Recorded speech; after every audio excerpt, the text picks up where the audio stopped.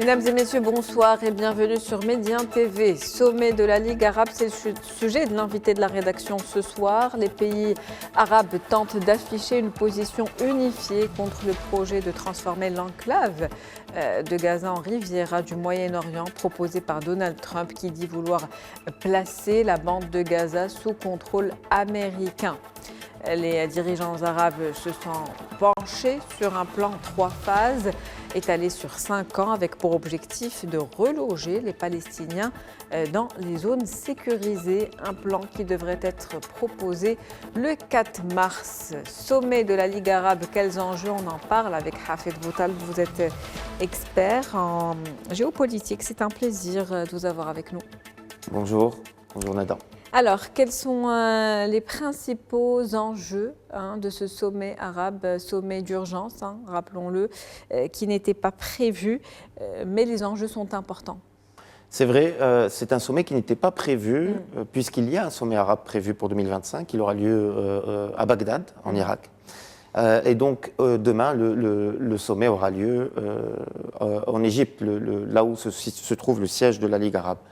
L'urgence, c'est surtout parce que nous sommes à une année et demie après ces événements terribles qui ont secoué le Moyen-Orient et les représailles encore plus désastreuses et plus meurtrières que l'on a suivies sur la bande de Gaza, sur les civils, la population civile palestinienne. Et puis sont venues ces déclarations du nouveau président de la nouvelle administration républicaine à Washington pour insister sur la nécessité de déplacer les populations installées à Gaza et sur l'impossibilité pour ces populations de rester sur leur terre ancestrale, il faut le rappeler, puisque Donald Trump a rappelé qu'il s'agit d'un enfer sur terre et que dans ces conditions, il n'était plus possible pour des civils de vivre. On parle donc aujourd'hui d'une proposition qui soit alternative à ce plan de Donald Trump. Ce plan est perçu de déplacer les populations de Gaza comme un vrai danger existentiel pour les pays voisins, notamment pour l'Égypte. Il n'est pas possible pour l'Égypte d'accueillir les populations civiles de Gaza sur son territoire, sur le Sinaï. Et aujourd'hui, ce sommet arabe est important puisque l'Égypte a besoin d'être renforcée. Les pays arabes ont besoin d'apparaître en rang serré. S'il y a une véritable urgence, au-delà du contenu, sur comment va s'articuler ce plan, qui va le financer, etc. Ça, c'est important, bien sûr. Mais l'urgence, c'est la fermeté du ton qui doit ressortir de ce sommet d'urgence. Est-ce qu'on peut s'attendre justement à une position unie des pays arabes aujourd'hui? En fait, ce serait ça, en soi, ce serait un gain considérable. Il est important aujourd'hui d'aller sur une position unie, solide, comme je l'ai dit, se présenter en rang serré, un monde arabe en rang serré du Maroc jusqu'à l'Irak, de la Somalie ou Djibouti, qui sont aussi des pays membres de la Ligue arabe, qui sont aussi concernés par ce qui se passe au Moyen-Orient. On l'a vu avec les Houthis, avec les problèmes en mer Rouge, jusqu'en Syrie, pays aussi très très exposés à cette hystérie que l'on doit constater du Premier ministre Netanyahou et du Likoud et de la droite radicale messianique en Israël, une hystérie, un esprit va-t-en-guerre qui continue maintenant et qui, on l'a vu récemment, juste il y a quelques jours, se pose de plus en plus avec acuité en Syrie, où même jusqu'à la banlieue sud de Damas a été considéré par les autorités israéliennes comme devant être désarmé. Donc ce sommet-là, c'est un sommet d'urgence. Les Arabes n'ont pas pu attendre jusqu'en mai le sommet de Bagdad. Il leur a fallu se réunir. Il faut rappeler qu'il y a eu plusieurs réunions au mois de janvier, au mois de février, pour préparer. Il y a eu ce sommet restreint du 21 février à Riyad. Et donc tout ça démontre la prise de conscience par les dirigeants arabes de l'importance de revenir sur un discours cohérent, unifié et ferme, et se présenter non pas comme cette image que nous avons eue depuis longtemps de la Ligue arabe, d'une organisation creuse et d'une unité arabe qui n'était plus qu'un slogan. Aujourd'hui, il faut aller aux antipodes, et au contraire, il faut que la Ligue arabe reprenne ses lettres de noblesse face à cette agressivité sans équivalent des autorités israéliennes vis-à-vis des populations arabes installées sur leur territoire ou les territoires qu'ils occupent, et aussi montrer que l'unité arabe en tant que posture diplomatique est aujourd'hui cruciale pour pouvoir servir les intérêts de chacun des pays membres, des 22 pays membres de la Ligue arabe.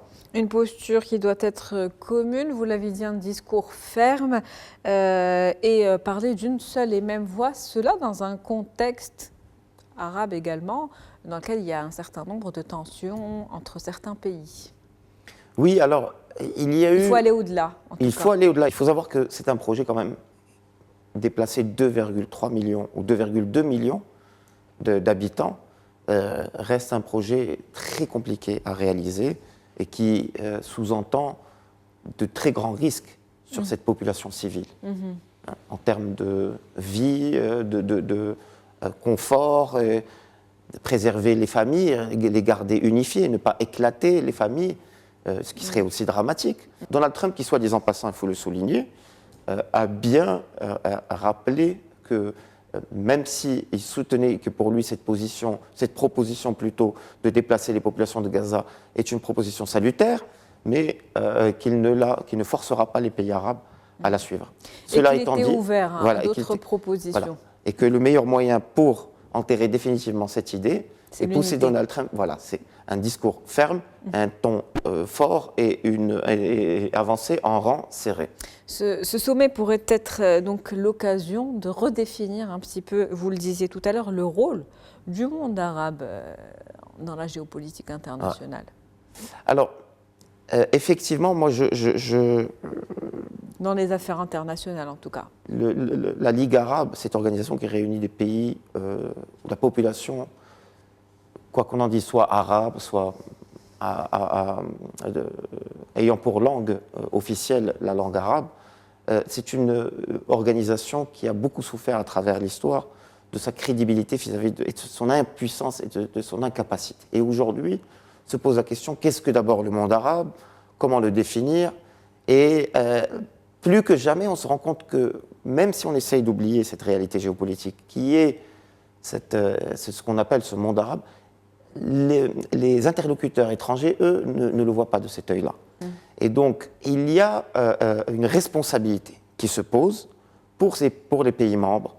Alors, aller pour redéfinir un peu, jusqu'à ce qu'ont fait les Européens, ça me semble compliqué. Nous avons un cadre africain, panafricain, important, dans lequel nous évoluons. Les pays du Golfe ont le Conseil de coopération du Golfe. Mais ce lien de la langue, de la littérature, de l'histoire, ce lien émotionnel qu'il y a aussi entre toutes ces populations, ou une grande partie de ces populations situées sur la rive sud de la Méditerranée, il existe et il faut savoir comment essayer de le transformer en force qui puisse servir les intérêts de chacun de ces pays membres de la Ligue arabe. En tout cas, ce sommet pourrait jeter les bases d'une coopération renforcée sur d'autres affaires comme celle de la crise en Syrie, au Yémen. Donc ça pourrait être une base. Eh bien, effectivement, notamment pour la Syrie, où on va voir le nouveau président, El-Sharaa, qui assistera au sommet, vraisemblablement. On verra demain ce qu'il en sera.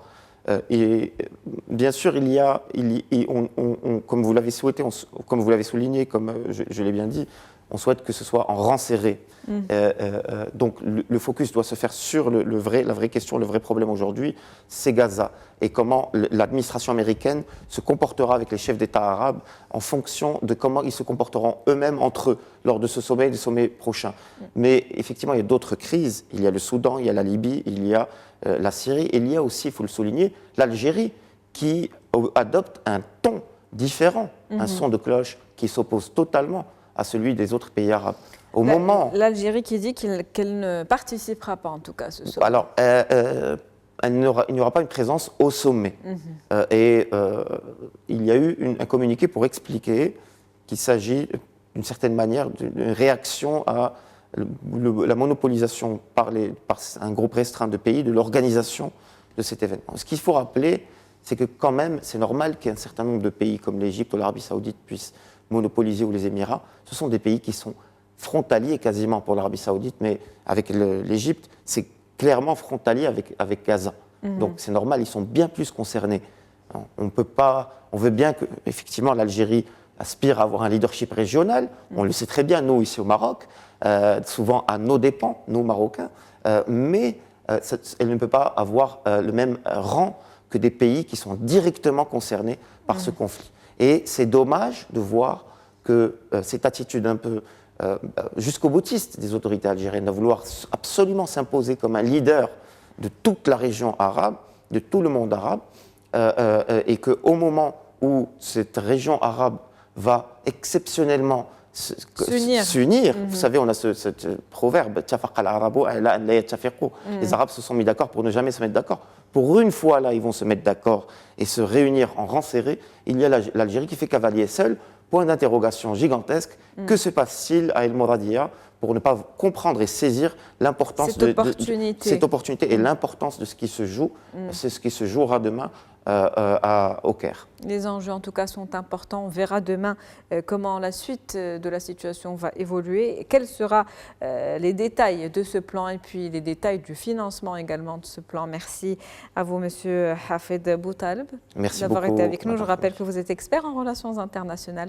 C'était un plaisir de vous avoir. Merci. Plaisir partagé. C'est la fin d'invité de la rédaction pour ce soir. Merci pour votre fidélité. On se retrouve demain avec un nouvel invité, nouveau sujet. Très bonne soirée.